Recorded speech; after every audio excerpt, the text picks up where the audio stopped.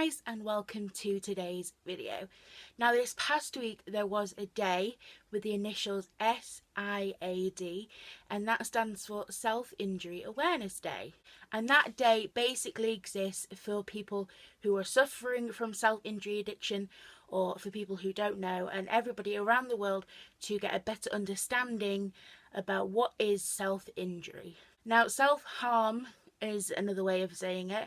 It's not just taking a blade to your skin and cutting yourself.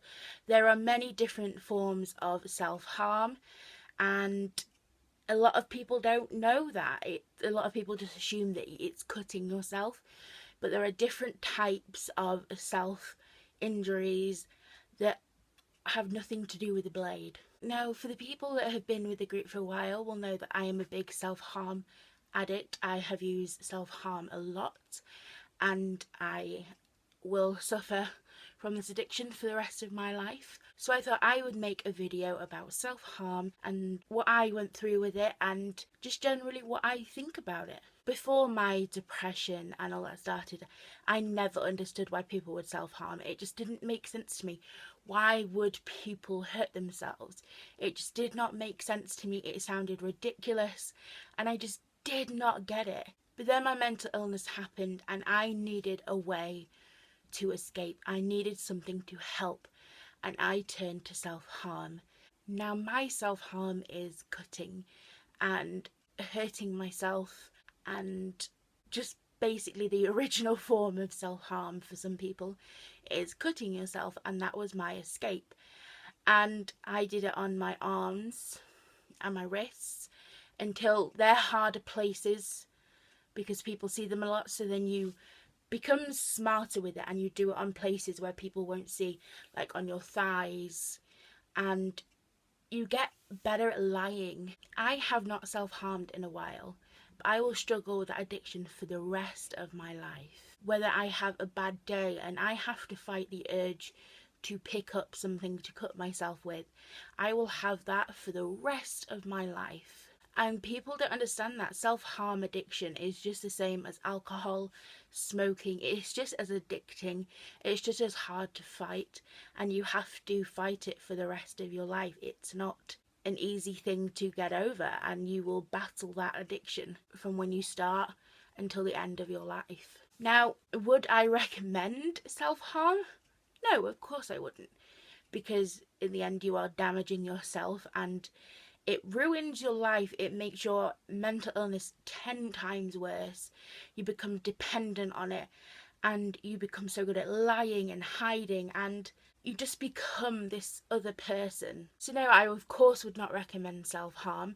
That's why I got help for it. But does it help? Of course it helps. That's why there's hundreds and hundreds of people that do it, because it's an escape and it helps.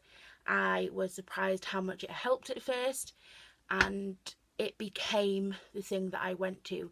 I didn't even have to think about it anymore. It was just there for me all the time when no one else could be. It was just there, and it became my world. This little thing that helped the pain dim a little bit became everything to me, and I could not live without it. I self-harmed a lot, and I'm not proud of it. I hid it from my family, from my friends. I still have a few marks left, and people who have watched a video about self-worth, you will know that I have one particular bad self-harm story, and that is I carved the word worthless into my thigh. I felt so worthless that I just didn't want to forget it, and I needed to remind it, and I needed to never forget that I was worthless.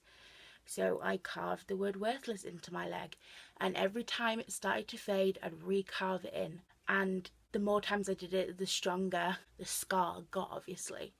And that was my big self-harm thing, and that was when I was pulled from the self-harm world from my mum and my family, and was sort of thrust into the doctor's hands for help. Because when you become so reliant on this blade or whatever self-harm tactic you use, Nothing else matters but that thing you do. Nothing else seems as important. Nothing else can give you that jolt of emotion and happiness and relief and that brief of numbness from the pain like that self-harm can. And it's hard for other people to see that, but it's hard for the people who self-harm to have to fight that, because why would you want to give that up? You have people telling you that it's dangerous and that it's not safe and there's other ways, but to you, you found that way that works. You found something that helps you, and it's hard to give it up. Self-harm is very, very stigmatized in the world. People are made fun of for self-harming, and you're called attention seekers, and you're not. When you are self-harming, you have nothing. You don't want attention. You are doing it to just escape the agony and the pain, and you just need some relief from the hell that you are in. You are not doing it so you get attention from your peers around you. That's not what it is, because you were in this hell, and the only way you can feel like you can take a breath without choking is this self-harm. You're going to do it to help you carry on and to help you live to fight the next day. And to have people tell you that you're doing it for an attention-seeking ways, that just makes it worse. It makes the pain worse, and in a way it makes you end up doing it more because the more pain is added on. People need to be aware about self-harm. Yes, it's a horrible, horrible thing to watch someone go through it. It's a horrible thing when you see people have scars on them or whatever self-injury they are doing to themselves. It's a horrible thing to witness. But however hard it is for you, it is 100 times harder for the person going through it. And they need support and love and kindness. And they don't need judgment. They don't need people to ridicule them. They don't need your stigma. They don't need you to laugh at them. They need somebody to hold out a hand and offer some help and say, look, you might not want it, but let's try and find you another way to survive. And that's what happened to me. I got pulled from the world of self-harm for my family.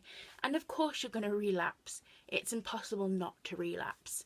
I've relapsed so many times, it's impossible.